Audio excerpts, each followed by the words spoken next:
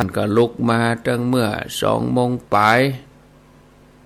บางท่านก็กำลังลุกมานี่ก็มีบางท่านก็ตื่นมาจัดเจ้าญาติโยมท่านทั้งหลายลุกมาก็จับเวลาฟังรายการธรรมะฟังรายการที่สถานีขอบคุณเจ้าหน้าที่ฝ่ายเทคนิคบ่ว่าจะเป็นพระคุณเจ้าบ่ว่าจะเป็นฆราวาสที่เปิ้นได้ตื่นขึ้นมาทำหน้าที่ก็สัญญาณเอารายการนี้ไปสู่ผู้ฟังทางบ้านขออนุโมทนาม่วนอกม่วนใจ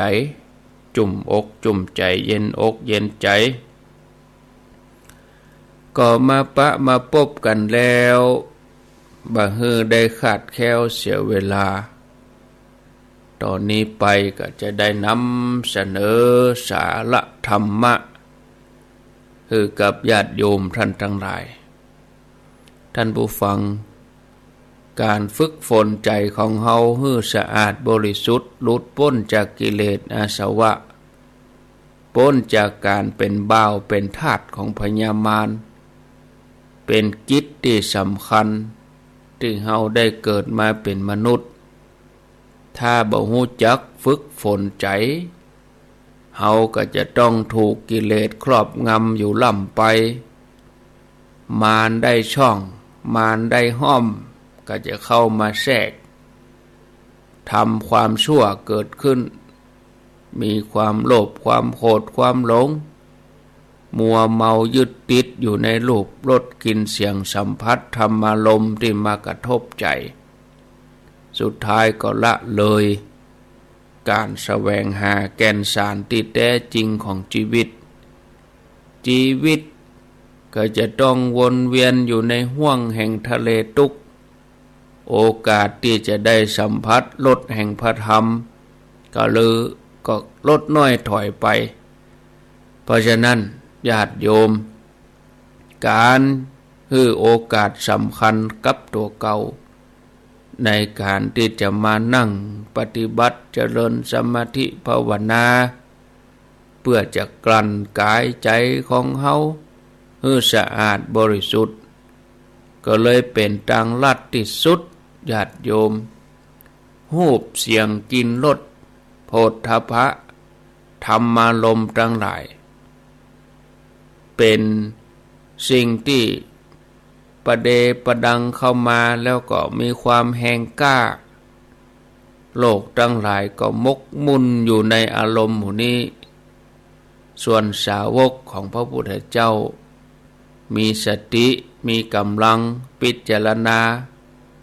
ก้าวล่วงสิ่งหมู่นี้ไปได้ก้าวล่วงบ่วงมารก็เลยรุ่งเรืองเหมือนกับดวงตะวันแสงพระอาทิตย์ผู้ที่ได้ชื่อว่าเป็นสาวกของพระพุทธเจ้าจะต้องก้าวล่วงพ้นบ่วงของมารบ่ไปยึดติดอยู่ในรูปรสกลิ่นเสียงสัมผัสอันนี้ญาติโยมเบญจกามคุณก็คือรูปเสียงกลิ่นรสสัมผัสหรือว่าธรรมารมณ์ที่มากระทบใจบ่ว่าจะเป็นมนุษย์หรือว่าเป็นทิพย์อย่างใดก็ตามเป็นบ่วงล่อของพญามารเหมือนกันถ้าเฮาไปมัวไปยึดมั่นถือมั่นอันเนี้ยญาติโยมก็เข้าทางพญามาร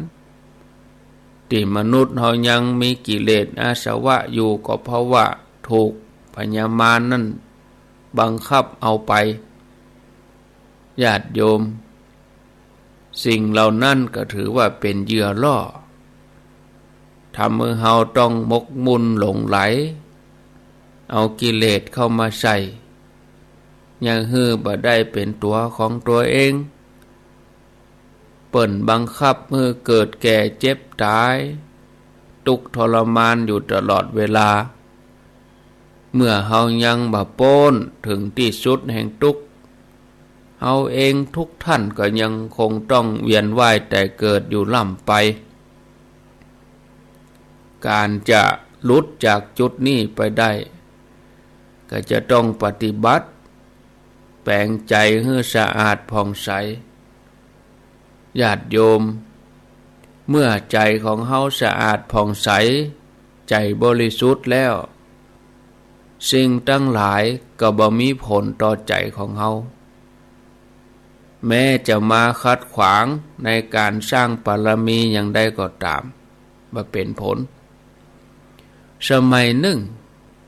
ขณะที่พระพุทธเจ้าพระองค์เสด็จเข้าไปบิณฑบาตในหมู่บ้านของพราหมณ์ซึ่งเป็นผู้ที่มีความเลื่อมใสในพระพุทธศาสนาแต่ว่าวันนั้นพราหมณ์ผู้นี้ถูกมารเข้าสิงใจบ่ฮื้อตักบาตรพระองค์แล้วก็บ่มีเจ้าบ้านคนไหนเลยที่จะมาใส่บาตรพระพุทธเจ้าเมื่อบ่ได้อาหารพระองค์ก็เลยทรงถือบาตรเปล่ากลับวัดในระหว่างทางมารผู้มีบาปเข้าไปหาพระพุทธเจ้าแล้วก็กล่าวกับพระองค์ว่าสมณะท่านได้บิณฑบาตพ่องกอพระพุทธเจ้าก็ตรัสว่านี่มารผู้ใจบาปท่านได้ทำมือเฮาบ่ได้บิณฑบาตบ่ใจกาแล้วจะมาถามเฮาเนี่ยยังมารก็เลยบอกว่าถ้าอย่างอันขอพระผู้มีพระภาคเจ้าจงเสด็จเข้าไปเพื่อบิณฑบาตครั้งที่สองอีกไปบิณฑบาตแถมเตื้อข้าพระองค์จักทำให้พระผู้มีพระภาคเจ้าได้รับบาตรได้รับบิณฑบาตพระองค์ตรัสว่าดูก่อนมารท่านมาคัดขวางตถาคตได้ประสบสิ่งที่บ่ใจบุญแล้วท่านเข้าใจว่าบาปย่อมบ่ฮื้อผลแก่ตัวท่านเองกาดูก่อนมารแม้เฮาตถาคตบ่ได้รับบิณฑบาตแต่ตถาคตเป็นผู้บ่มีความกังวลดำรงอยู่ได้อย่างมีความสุขตถาคตจะเป็นผู้ที่มีปิติเป็นภักษามารเมื่อบ่สามารถคัดขวางพระพุทธเจ้าได้มารก็เสียใจมารก็เลยอันตรธานหายไปต่อหน้าพระพักตร์แต่ถึงยังอั้นญาติโยมมารผู้ใจบาปก็บ่ยอมกันรอจังหวะรอโอกาสรบกวนพระองค์อยู่ตลอดเลยมาเมื่อกึดว่ารบกวนพระพุทธเจ้าบ่ได้ก็ไปรบกวนสาวกของพระองค์แทนก็แล้วกันมีอยู่คืนหนึ่งมารใจบาปเข้าไปหาหมู่สงฆ์แล้วก็ได้ห้องเสียงดังน่ากลัวฟ้าแมบฟ้าห้องเหมือนดอยจะถล่มเหมือนแผ่นดินจะพังทลายมาภิกษุตัวหนึ่งก็ตกอกตกใจเพราะบ่เคยได้ยินเสียงอย่างอี้มาก่อนก็เลยถามเพื่อนสหธรรมว่าแผ่นดินนี่จะมาล่มเหกะหมู่เฮาฟ้าก็ห้องแตะห้องว่าบ่หยุดพระผู้มีพระภาคเจ้าพระองค์ก็ได้บอกว่าดูก่อนภิกษุแผ่นดินบ่ได้ถล่มลงมาแต่เสียงที่ดังลั่นเหมือนแผ่นดินจะสุดนี้เป็นฝีมือของมารทำเพื่อจะให้พวกเธอตกใจบ่ให้มีสมาธิในการปั้มเป่งต่อมามารใจบาปก็เนรมิตร่างเป็นพราหมณ์แก่ห่มหนังเสือเหมือนฤาษีหายใจเสียงดังญาติโยมหายใจดังขึดขัดโซซ่าหายใจเหมือนคนหายใจบ่ถนัดเตียวกำไม้เท้าเข้าไปหาพระสงฆ์ที่กำลังปฏิบัติความเปลี่ยนเมื่อไปถึงมารนี่ก็บอกภิกษุทั้งหลายเหล่านั้นว่าท่านพระคุณเจ้า พวกท่านแต่ละตนล้วนเป็นคนหนุ่มกระชุ่มกระชวยผมก็ยังดกดำประกอบด้วยความหนุ่มแน่นยังอยู่ในวัยที่ม่วนงันสันเล่าบอกควรที่จะเบื่อหน่ายในกามารมณ์เถอะนะ ขอฮือหมู่ท่านทั้งหลายเนี่ยบริโภคกามอันเป็นวิสัยของมนุษย์เป็นสิ่งที่กู้กับโลก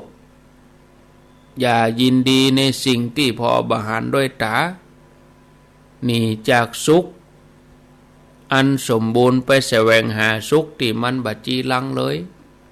ภิกษุทั้งหลายก็ตอบว่าดูก่อนท่านพราหมณ์หมู่เฮาใจว่าจะบ่ฮื้อความสุขที่ถาวรแล้วล้นเข้าหาความสุขชั่วคราวแต่หมู่เฮาเนี่ยละทิ้งความสุขชั่วคราวมุ่งไปสู่ความสุขที่เป็นความสุขถาวรเป็นอมตะความสุขที่หลุดพ้นวิมุตติสุขสามารถหันได้ในปัจจุบันต่างหากดูก่อนท่านพราหมณ์เพราะว่ากามตั้งหลายเป็นของชั่วคราว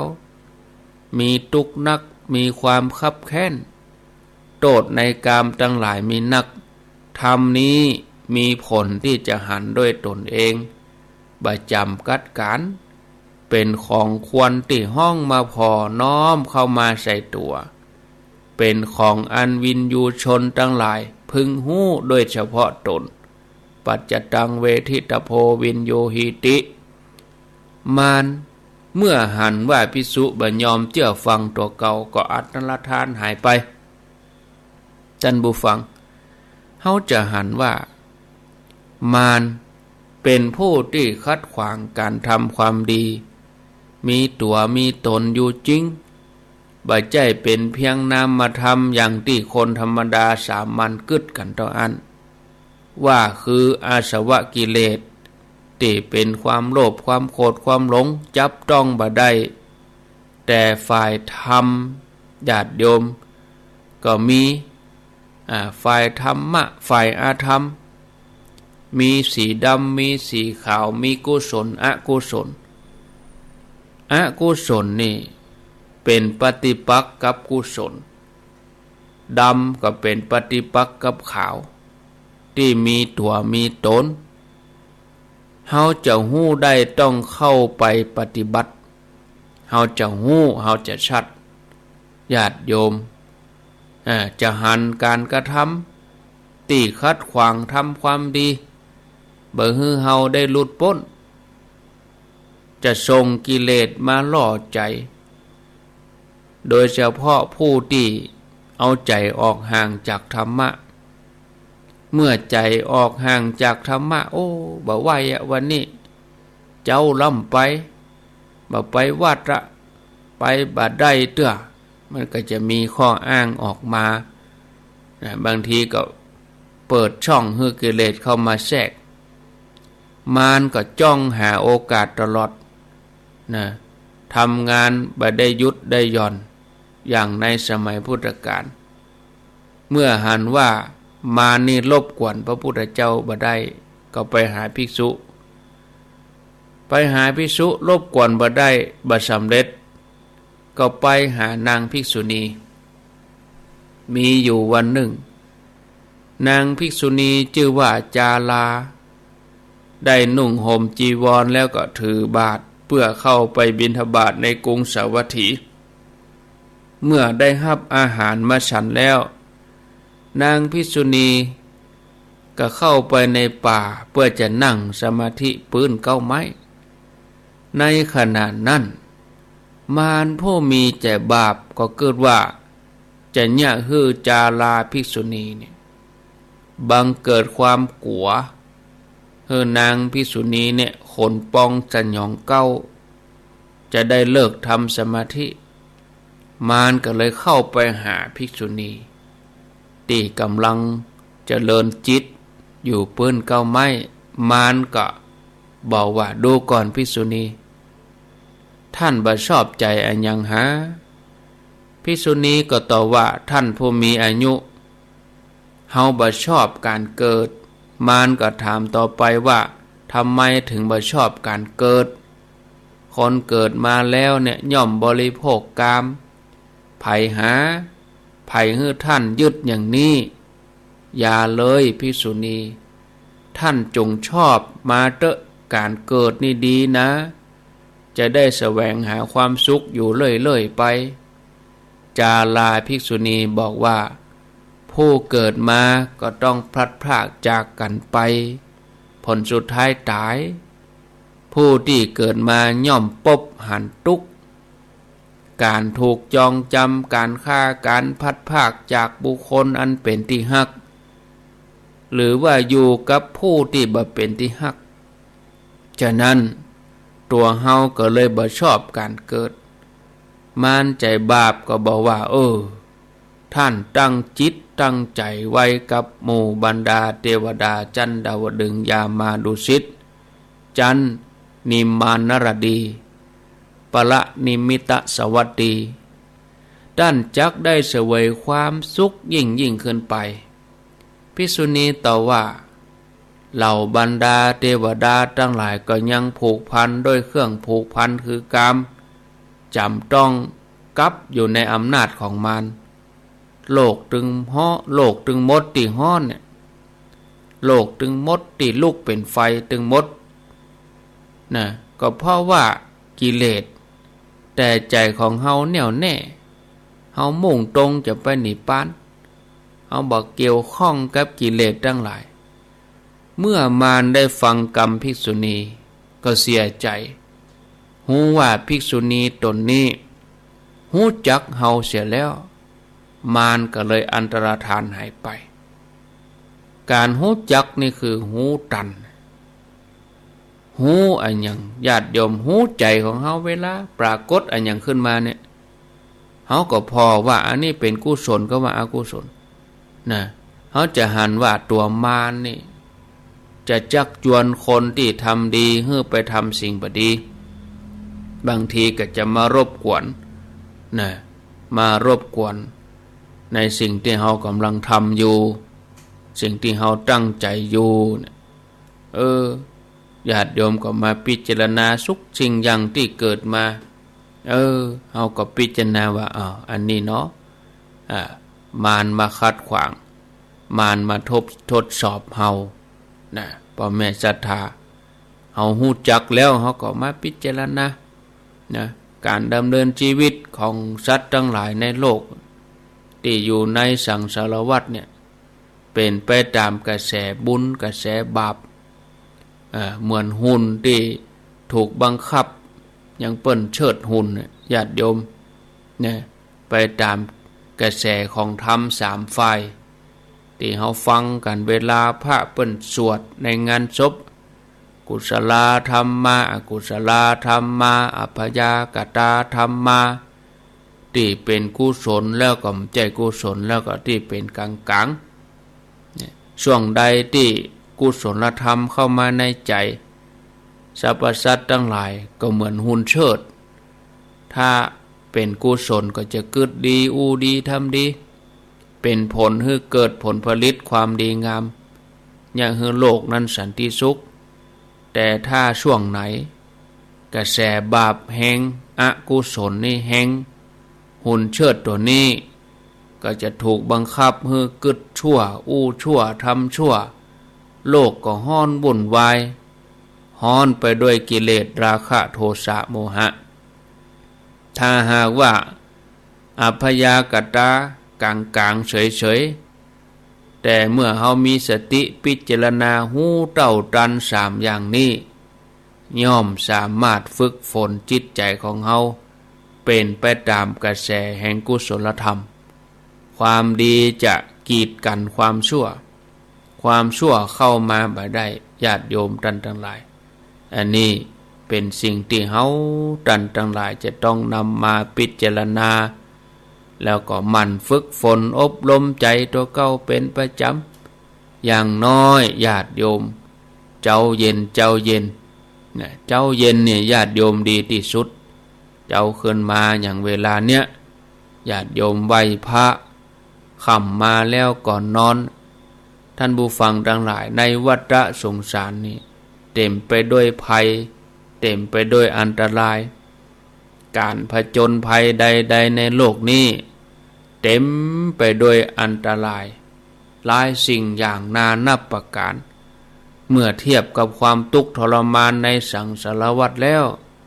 ก็เหมือนกับเอาก้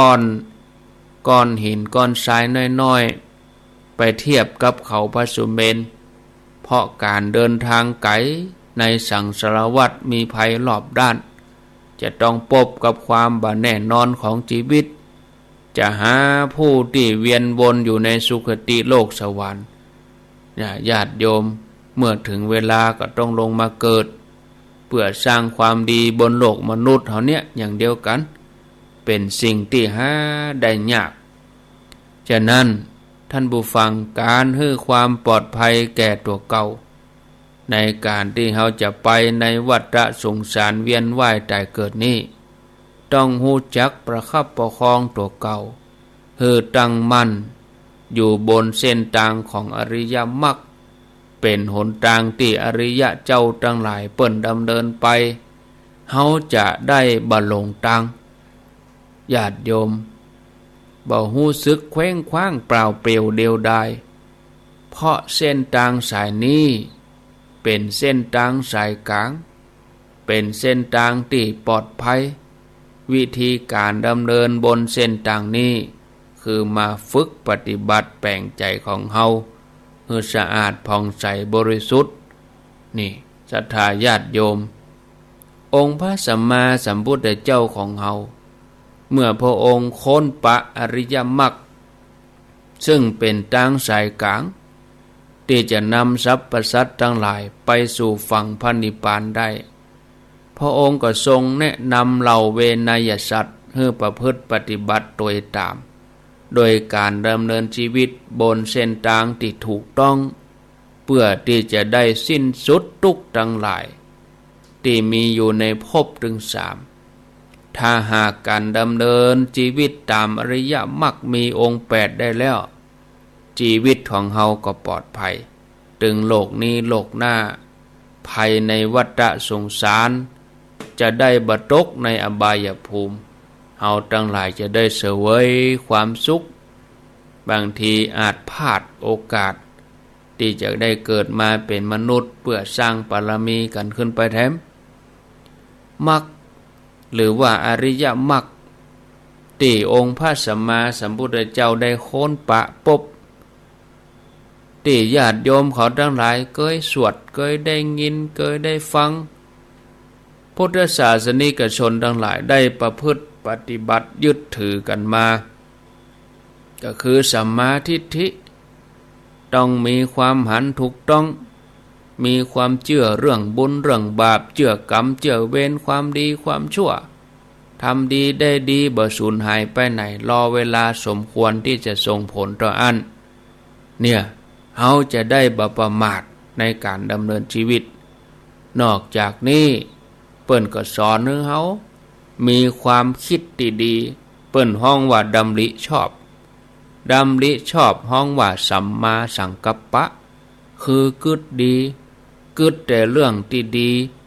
เนี่ยเจ้าโลกส่วนใหญ่ก็จะกึศเรื่องของการทำมาหากินกามเกียรติชื่อเสียงเกียรติยศแต่พระองค์สอนให้เฮากึศเรื่องที่จะออกจากกามจะออกจากเกียรติยศทั้งที่กิเลสกามแล้วก็วัตถุกามที่มายั่วยวนจิตใจของเฮา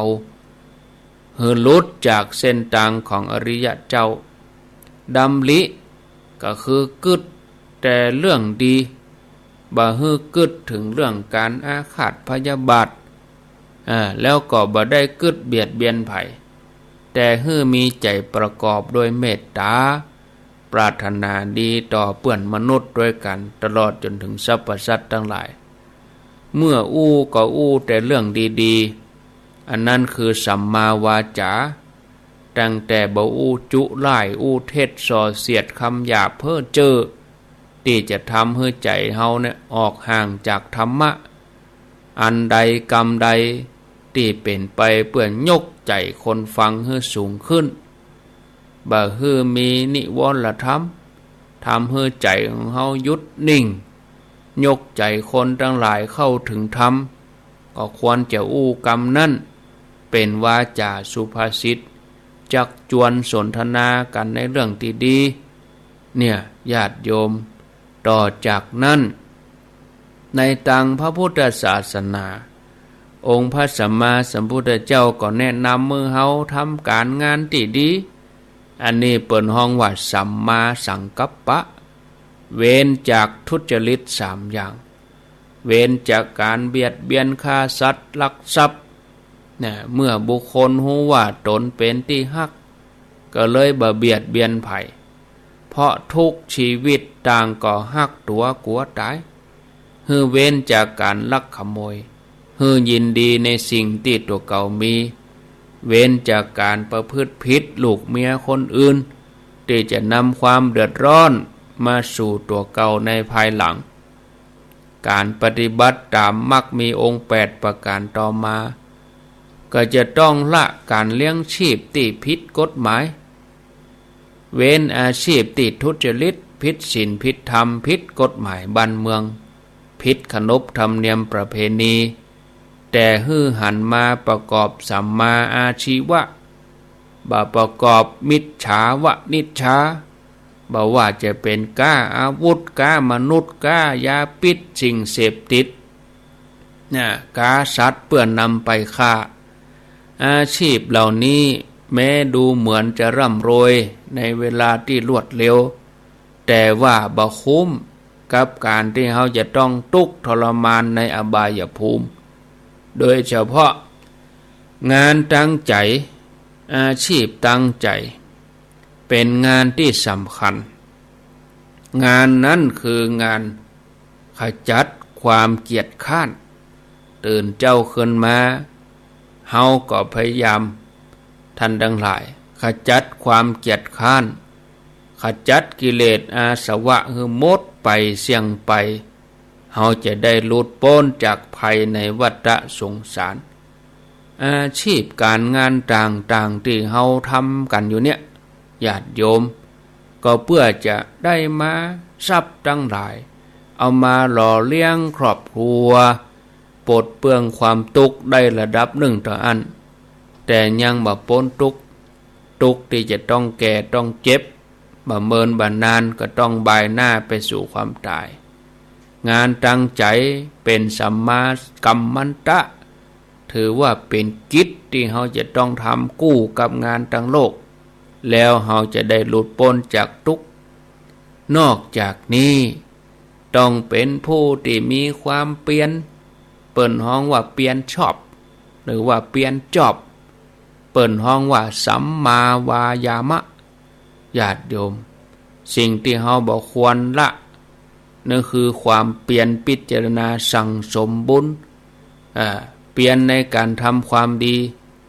พอยิ่งจะทำเมื่อเราเนี่ยมีแผนผังที่ดีมีแผนที่จะเตียวถูกต้องติดตัวเราไปข้ามภพข้ามชาติความเปลี่ยนที่จะต้องทำมีอันยังพ่อง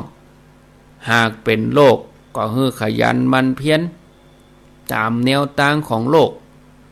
บ่เกียจคร้านทำงานบ่สำเร็จเป็นว่าบ่เลิกมีสติปัญญามีบ่ามีแหงต่อใดก็ทำไปตามอัตภาพทำเข้าไปทำเต็มที่เนี่ยเปิ้นสอนให้ทำคือให้มันทำไปพยายามร่ำไปจนกว่าประสบความสำเร็จทุ่มเทกัน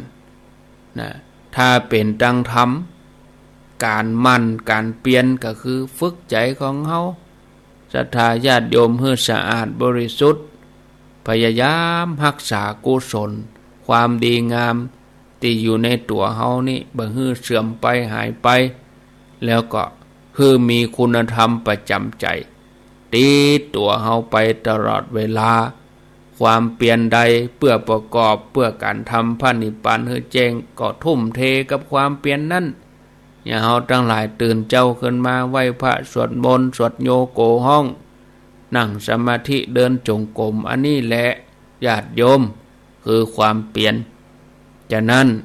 แม้ว่าเฮาจะอยู่บ้านอยู่ที่ทำงานอยู่ที่ไหนก็แล้วแต่จะนั่งจะนอนก็แล้วแต่อย่าลืมความเปลี่ยนเนี่ยมรรคมี8ประการ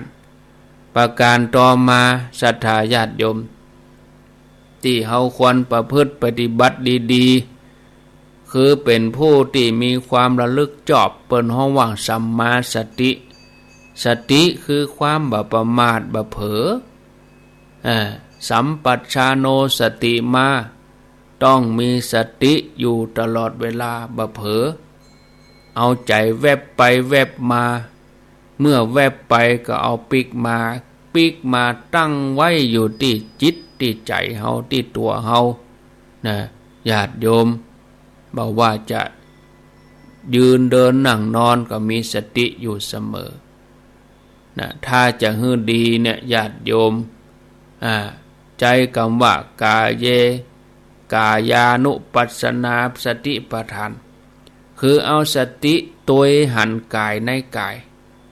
พิจารณาเวทนาในเวทนาจิตในจิตธรรมในธรรมตัวพอว่ากายแต่ละกายที่ซ่อนกันอยู่เนี่ยมีลักษณะอย่างใดความรู้สึกของแต่ละกายแตกต่างกันอย่างใดเฮาจะได้รู้จักปล่อยวางบ่ยึดมั่นถือมั่นในรูปกายหยาบนี้แต่จะส่งผลให้พิจารณาประการสุดท้ายสัมมาสมาธิมีความตั้งใจจอบ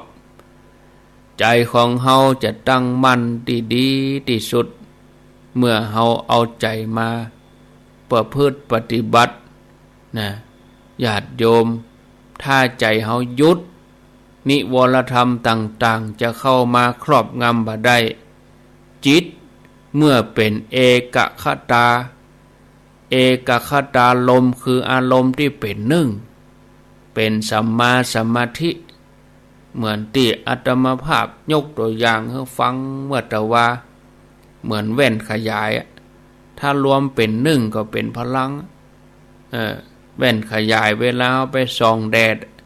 แสงที่ต้อมกันที่รวมกันก็เผากระดาษได้เหมือนกันเผาใบไม้ได้เหมือนกันจิตเฮาก็เหมือนเดียวกันจิตถ้าเป็นหนึ่งเดียวเปิดห้องว่าเอกคตาลมอารมณ์หนึ่งเดียวเป็นสัมมาสมาธิถ้าใจยังอยู่นอกตัวแม้แต่ว่าอยู่ในตัวถ้าหากว่าเฮาบ่พอตัดกลางก็ยังบ่ได้ชื่อว่าเป็นสัมมาสมาธิต้องปฏิบัติตามแนวทางมัชฌิมาปฏิปทาหนทางสายกลางเนี่ยญาติโยมประพฤติปฏิบัติหมู่เฮาทั้งหลายเมื่อเฮาฮู้แผนที่เฮาฮู้ลายแทงสมบัติเฮาฮู้ทางที่จะไป8 เส้นแล้วญาติโยมอย่าประมาทมันนึกมันพิจารณาไตร่ตรองแล้วก็ลงมือปฏิบัติด้วยความถูกต้องชีวิตเฮาจะได้ปลอดภัยมุ่งตรงต่อพระนิพพานทำพระนิพพานให้แจ้งศรัทธาญาติโยมท่านสาธุชนทั้งหลาย3:43 ตี3:43 จะตอบปัญหาพ่อบุญธรรมนี่ได้ตันอยู่จะลุกมาแล้วก็ก็เป็นอย่างต่อไปเพื่อเปิ่นแล้วใจแล้วก็มีอยู่2 ท่านโทรมาข้างไว้แต่ว่าพ่อบุญธรรมกับพี่ไอโควิดอยู่อันสีเตี้ยโดยหลังธรรมพ่อบุญธรรมว่าลูกอยู่ไกลพ่อทำบุญให้ลูกบางทีก็อาจจะหู้พ่องบ่งห้องจะได้บุญก็อยู่ไกลนี่หมายถึงว่าอยู่กรุงเทพอยู่ต่างประเทศก็แล้วเฮามาทำบุญที่บ้านเฮาบางทีก็เขียนชื่อใส่ไปด้วยนะคำถามที่2ก็เวลาทำบุญเฮาก็ว่าพร้อมด้วยครอบครัวคำว่าครอบครัวนั้นจะได้ก่อนทุกสิ่งอย่างมันอยู่ที่ใจเฮาเนอะทุกสิ่งอย่างอยู่ที่เจตนาถามว่าเฮาอยากจะให้เขาได้บุญเฮาก็เขียนชื่อเขาใส่บอกว่าจะลูกบอกว่าทั้งครอบครัวน่ะ ร้อมด้วยครอบครัวอันนี้ถ้าฮู้ก็อนุโมทนาก็ได้บุญถึงแม้จะอยู่ไกลยังได้ก็สายโลหิตอันนี้คือความฮักความปรารถนาดีที่จะให้ลูกได้บุญตัวก็ได้นะญาติโยมทั้งหลายแต่เฮาก็ต้องทำใจของเฮาให้ดีเฮาส่งจิตส่งใจของเฮาไว้เหลือโทรศัพท์ก่อนจิตดวงนี้ได้บ่ได้ก็ได้ตั้งแต่เอาปากกามาเขียนซองแล้วเปิ้นฮ้องว่าบุพเจตนาถึงสองอย่างเนี่ยญาติโยมคำถามถึงสองอย่างเนี่ยมีความคล้ายกันก็มาตอบที่ว่าจะได้บุญหรือบ่ได้บุญก็ขึ้นอยู่กับเจตนาก่อนตานตั้งใจขณะตานสบายใจตานไปแล้วม่วนใจโล่งใจบุพเจตนามุจนะเจตนาอัปปละภาคะเจตนาก่อนตานเนี่ยเฮามีความรู้สึกจะใดก่อนตานเฮามีความนอบน้อมเฮามีความตั้งใจอย่างใดขณะตานเฮามีความสงบเรียบร้อยตานไปแล้วปีติเกิดอันเนี้ยก็ได้บุญแล้วนะคำตอบมีในตัวนี้แล้วจะถามว่าจะได้ก่อทำอันนั้นจะได้ก่อทำอันนี้จะได้ก่ออันนี้ก็เป็นคำถามที่ญาติโยมทั้งหลายสงสัยอยู่ล่ำไปตานอย่างอันจะได้ก่อบางทีก็ถามบุญได้นักได้น้อยก็จะถามคำถามพวกนี้ก็ดีญาติโยมเฮาก็มาพอใจเฮาเพ่นะถ้าเฮาใจที่ดีบริสุทธิ์ตั้งอยู่ในอาการสามอย่างนี้ก็ได้ขึ้นอยู่กับเจตนาของเฮานะคำว่าครอบครัวนั่นก็คือครอบครัวทั้งหมดพ่อแม่ลูกเนาะบางทีก็เผื่อไปถึงหลานพร้อมด้วยครอบครัวลูกหลานเอาจังเขียนในซองในอย่างเวลาเฮาตานจะฮู้หรือบ่ฮู้อย่างใดกับเฮาก็แผ่บุญอานิสงส์เข้าไปมันก็บ่ใช่จะเหมือนเขาตานด้วยคนเดียวเนาะทุกสิ่งอย่างมันถึงบ่เหมือนเฮาได้ตานคนเดียวแต่เฮาเองเฮาก็ปรารถนาดีใครให้เปิ้นได้บุญด้วยก็เขียนชื่อเข้าไปก็ได้นะเป็นหยังแถมคำถามหนึ่งทำบุญให้พ่อตาแม่ยายแต่เปิ้นบ่ได้นับถือศาสนาเฮานับถือลัทธิศาสนาอื่นก็กินข้าวกินน้ำเหมือนกันฝรั่งก็กินข้าวฝรั่งก็กินน้ำคนต่างชาติก็กินข้าวกินน้ำเหมือนกันสวรรค์นรกบ่มีเชื้อชาติบ่มีศาสนานะฉะนั้นก็ทำไปเถอะญาติโยมเพื่อความสบายใจบนวิธีของเฮามีความเชื่ออย่างอี้เฮาก็ทำของเฮาไปเอาบ่เอาคัดแย่งกันเปิ้นมีความเชื่อของเปิ้นก็ทำตามแนวทางที่เปิ้นเชื่อเฮามีความเชื่ออย่างอี้เฮาก็ทำนะทำไปเถอะบ่เป็นหยังแล้วถามว่าเปิ้นจะได้รับก่ออันนี้อาตมาตอบบ่ได้นะเป็นจะได้ถึงตอบบ่ได้เฮาก็บ่ฮู้ว่าเปิ้นไปอยู่ภพใดภูมิใดแต่เมื่อเฮาทำก็ตั้งอยู่ในปัจจุบันว่าขณะที่เฮาตั้งใจจะทำนะเฮาสบายใจก็ทำไปแล้วเฮาสบายใจก็แต่ส่วนว่าจะได้หรือบ่ได้นี่ก็ยังที่บอกว่าตอบบ่ได้เพราะเฮาบ่ฮู้ว่าเปิ้นจะไปอยู่ภพใดภูมิใดพอคนเฮาตายไปแล้วก็ต้องไปเกิดใหม่จะไปอยู่ภพใดก็บ่ฮู้ไปอยู่ภูมิใดก็บ่ฮู้อาจจะอยู่สูงกว่ามนุษย์หรือบางอันก็ได้มามนุษย์หรือบางอันก็ต่ำกว่าชั้นมนุษย์อันนี้ไผบ่ฮู้สักคนแต่ตัวเฮาทำในปัจจุบันเนี่ยเมื่อเฮาทำแล้วเฮาเกิดความสบายใจเนี่ยศรัทธาญาติโยมถึงแม้จะบ่ไปถึงเปิ้นบุญทั้งหลายก็ย้อนมาถึงเฮาผู้ที่ทำเองอย่างน้อยเฮาก็เกิดความสบายใจถึง 2-3 คำถามบอกว่าคำถามป่อบุญธรรมหมู่เปิงแล้วก็ไอโควิดที่สุดของการตานนั่นเพื่อขจัดความตรณีเมื่อเฮาสละลุดจากมือไปแล้วเฮามีความห่วงก็ถ้าเฮามีความห่วงเฮาตัดมัจเฉรธรรมความตนีได้ก็ยิ่งใหญ่อันนี้เฮาบ่ถ้าไปสงสัยเลย ว่าจะไปได้บ่ได้ไปจึงใดถึงตีนไหนอย่างใดเนี่ยเมื่อเฮาประพฤติปฏิบัตินั่นก็คือความมั่นใจนะเมื่อเฮาทำก็ต้องได้หวานพืชเช่นไรได้ผลเช่นนั้นเนาะทำความดีก็ได้ความดีถือว่าเฮาทำความดีอยู่นั่นศรัทธาญาติโยมท่านทั้งหลายเนาะ3:49เอาแล้วไผจะอู้จะจ๋าก็โทรเข้ามาวันนี้อยู่ด้วยกันชั่วโมงเดียวกำเดียวเวลา4 โมงเป็นต้นไปก็ฟังท่านพระคุณเจ้าจากลำปางคือท่านสาธิตธีระปัญโยสถาบันธรรมาภิวัตรศพเตินปันโอกาสปันตาให้ญาติโยมที่ฟังตัง96โดยสุเทพญาติโยมฟัง104วัดฝ่ายหินแล้วก็ญาติโยมที่อยู่ตังฝางแม่อายชัยประการเหียก่อนส่วนญาติโยมตัง91ได้ก็ขวายมาก็4 โมงไป5 โมงเขาก็ยังได้ปะได้ปบได้อู้กันอยู่ใครจะอู้จะจาเข้ามาที่0998366 322เจริญปอนเจ้าจากที่ไหนวัดเกตการามเจ้าเกตการามว่าจะได้วัดเกตการามแม่จันทิพย์ไหว้พระกระถานอยู่นะเจ้า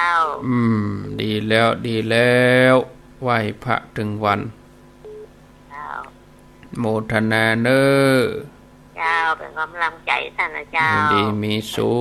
ขแล้วใจเนาะได้โทรก็แล้วใจเปิ้นเจริญปอนยังวัดสการเจ้าจากตังใดจากแม่สาลังกาแม่อายเจ้าอำเภอแม่อายแม่อายลังกาแม่สาวเจ้าฝนตกดีก็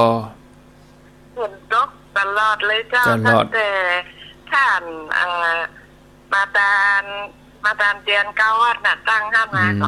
ฝนตกตลอดเลยเจ้าฟังชัดเจนดีก่อนนี่เจ้าฟังชัดเจนดีเจ้าขอบคุณนะเจ้าที่เอาฝนมาตัวดีกันเย็นตลอดเดียวนะเจ้าดีแล้วเจ้าอนุโมทนานึ่งข้าวอยู่เจ้าดีกันเดี๋ยวถ้าใส่บาตรเจ้าอนุโมทนาเนอเจ้าอยู่ดีมีสุขเจ้าแม่อายเจริญปอนไม่สาท่านพระครูว่าจะได้ปอบุญธรรมเข้าใจเนาะย่อมตัวก็เข้าใจนะครับเนาะสิ่งทุกอย่างจะอยู่เจตนาอย่างนี้ท่านว่าครับ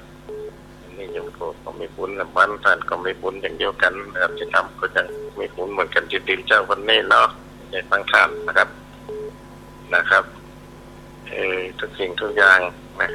ถ้าจิตเจตนาใจพอดีก็ว่าได้นะจิตใจตัวเองทั้งนั้นนะใจเป็นใหญ่นั่นพระครูเนาะนะครับยมโกโกโก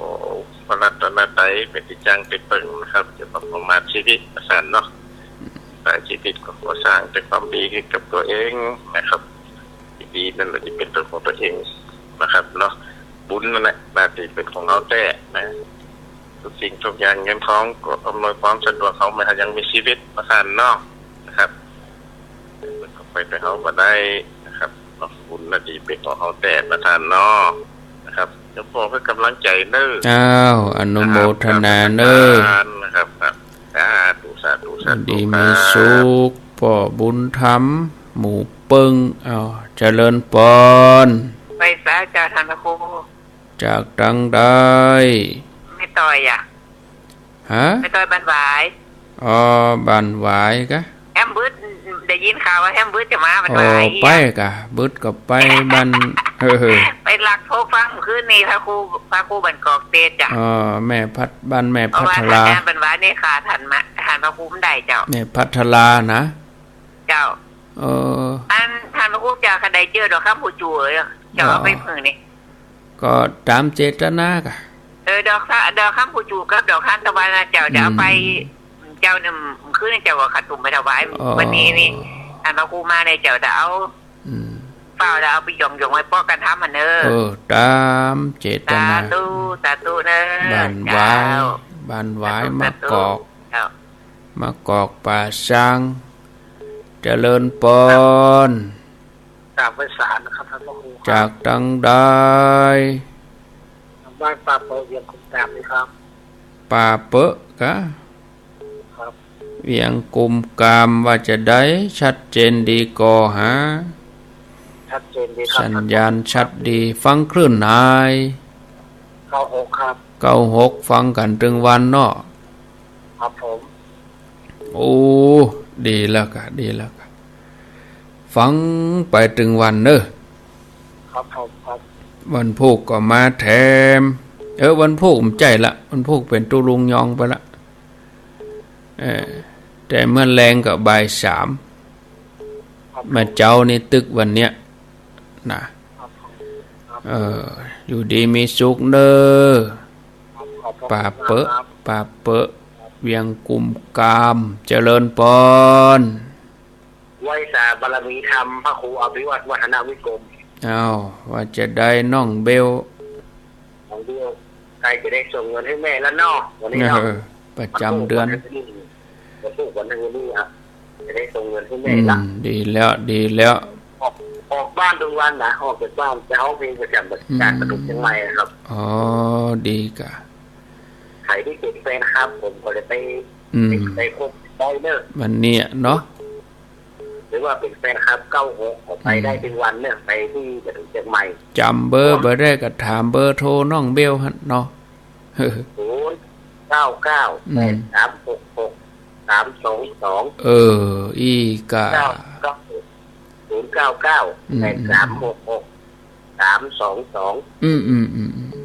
เบอร์นี้เบอร์เดียวเนี่ยเบอร์เดียวเบอร์ใครก็เป็นคนนั้นเนาะน่ากัน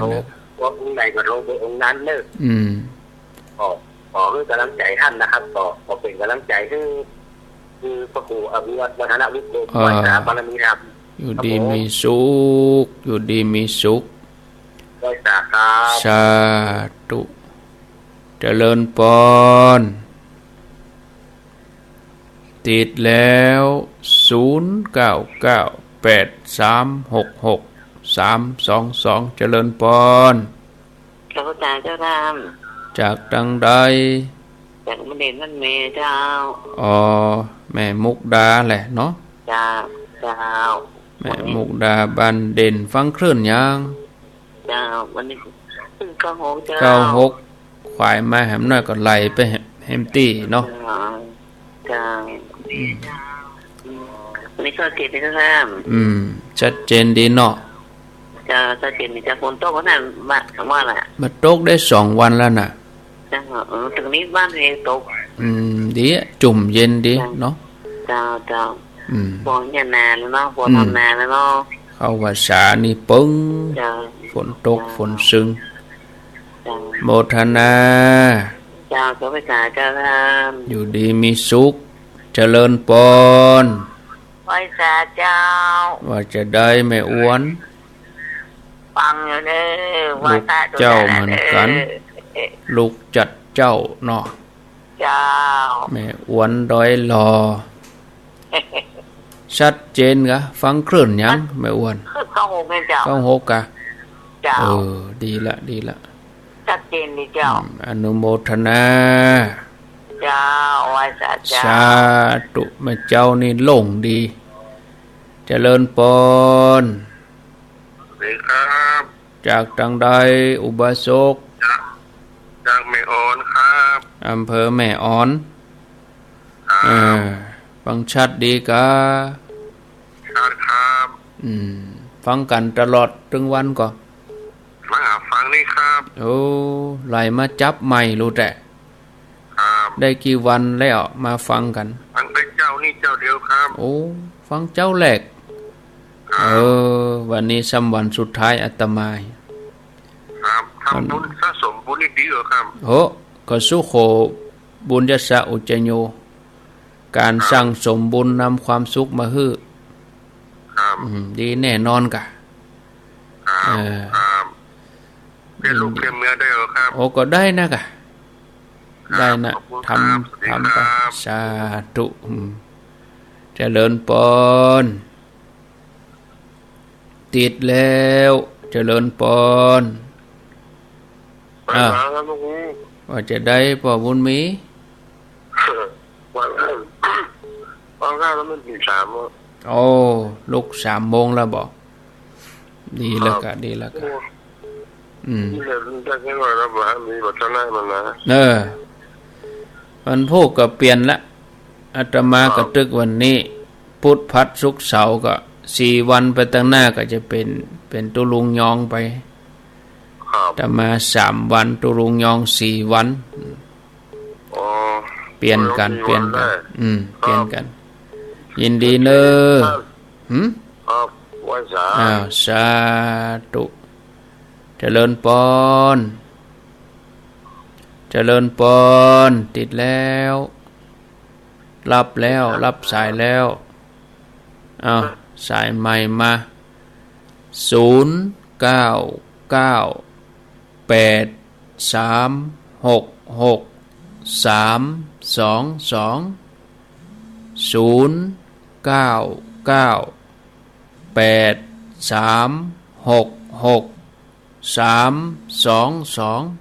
รับสาย